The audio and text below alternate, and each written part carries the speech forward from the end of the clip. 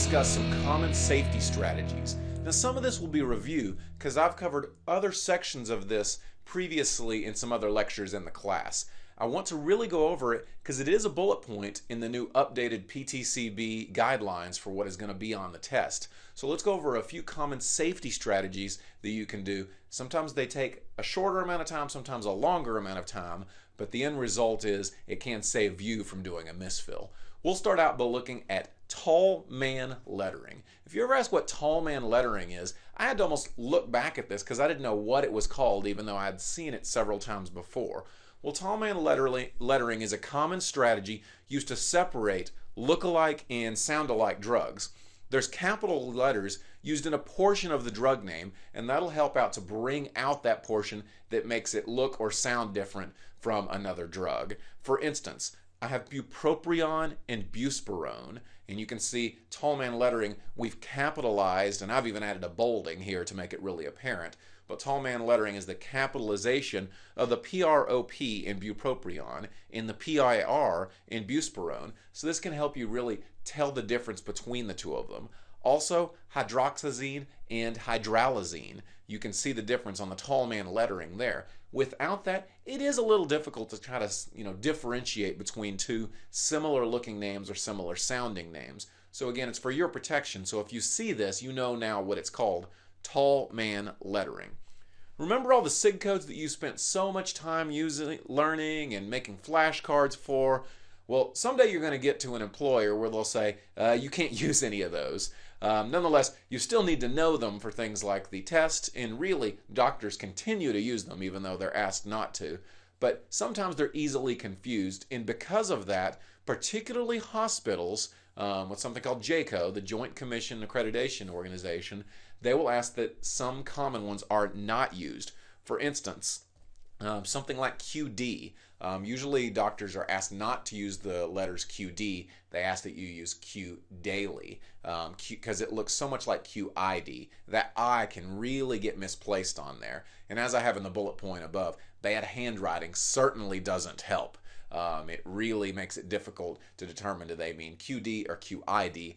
Hopefully a pharmacist will know the correct dosing, whether it should be 1 time a day or 4 times a day. But nonetheless, these are some SIG codes to try to avoid if the prescriber is trying to do them. Also QHS, it can be mistaken for Q hour. So difference between 1 every hour be 24 times a day, or QHS every night at bedtime being 1 time a day. So these are just some common ones that are usually used even though prescribers are asked not to. You need to be aware of them and understand that they can be confused for other SIG codes. So if you see them, you may want to just make sure that maybe it's not something else, for instance, QD or QID.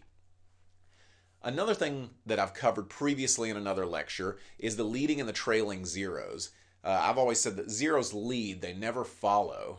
Zeros are real good leaders. For instance, I have 0.5, 0.5, and 0.50. Well, the 0.5 is correct. Again, the 0 is leading here. The 0.5 is incorrect. There's no leading 0 there, and that decimal point can get really lost in handwriting, and it can be mistaken for 5 instead of 0.5. And then lastly, the 0.50, that's incorrect because remember, zeros never follow. If you were thinking about that written in handwriting, it looks an awful lot like 50 if I have that 0 afterwards. There's a top one, 0.5, that is correct. The simple rule here is zeros lead, they never follow. And then lastly, as far as controlling our inventory and making sure a mistake isn't made, it's easy to separate some of these look-alike and sound-alike medications on the shelf. And so, for instance, I have trazodone and tramadol, as well as Intentive and Invega. It's so easy just to grab the wrong bottle, and next thing you know, you've counted out 30 of something, and it's not even the right drug. You hope your pharmacist catches it, because if they don't, next thing you know, you're feeling just horrible, and it's quite a mess if the wrong drug gets to the patient, up to and including harm to the patient. So you want to make sure you separate the drug on the shelf. For instance, trazodone and tramadol, at a previous pharmacy I was at, we put a little decorative mortar and pestle in between the trazodone and the tramadol. that kind of helps us to, whenever we're grabbing it, you see the mortar and pestle and you're like, oh, let me make sure I'm grabbing the correct thing. I'm grabbing trazodone or I'm grabbing tramadol. They're usually right next to each other on an alphabetical order shelf, and it's real easy to grab them. Do your best if you can, if you're in charge of setting up where your medications are on the shelf, do your best to separate these look-alike, sound-alike drugs. And these are just a couple of examples. Use your head, use your brain to look at like what could possibly go wrong.